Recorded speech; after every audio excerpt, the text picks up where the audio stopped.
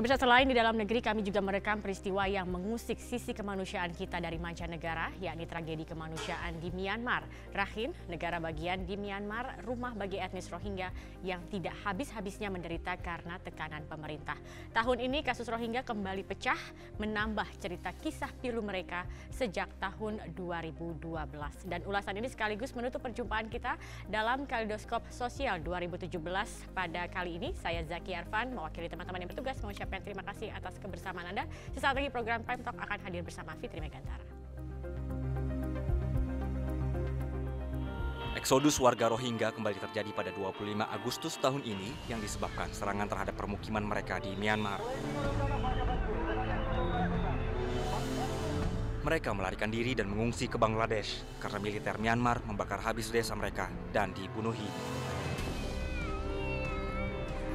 Medicine Sans Frontières atau juga MSF menyebut 6.700 orang Rohingya tewas, termasuk diantaranya 730 anak-anak, lebih dari 600.000 orang mengungsi. Sedangkan Amnesty International memaparkan data bahwa kaum perempuan Rohingya diperkosa. Peristiwa ini disebut PBB sebagai penghapusan etnis dan genosida. Internasional mempertanyakan sikap diam Aung San Suu Kyi, sang pembela demokrasi Myanmar yang justru tidak bersikap. Namun sanksi kepada Myanmar belum putus juga. Kisah pilu warga Rohingya terus berlanjut. Menghadapi maut saat menyeberang ke Bangladesh, hidup sekarat di tenda penampungan dengan kondisi seadanya dan tidak tahu apakah bisa pulang ke kampung mereka di Myanmar. Atau hidup tidak jelas di pengungsian hingga waktu yang tidak diketahui. Lalu, siapakah orang Rohingya sebenarnya?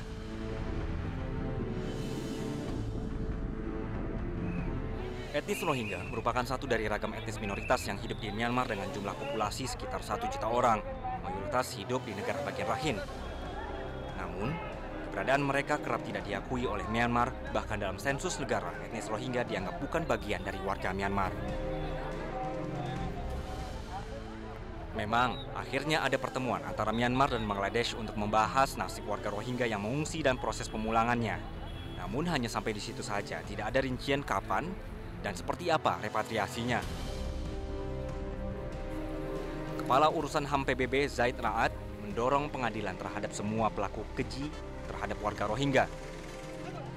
PBB berpendapat, melihat besarnya skala operasi militer, jelas ini merupakan keputusan yang diambil di tingkat tinggi pemerintahan Myanmar.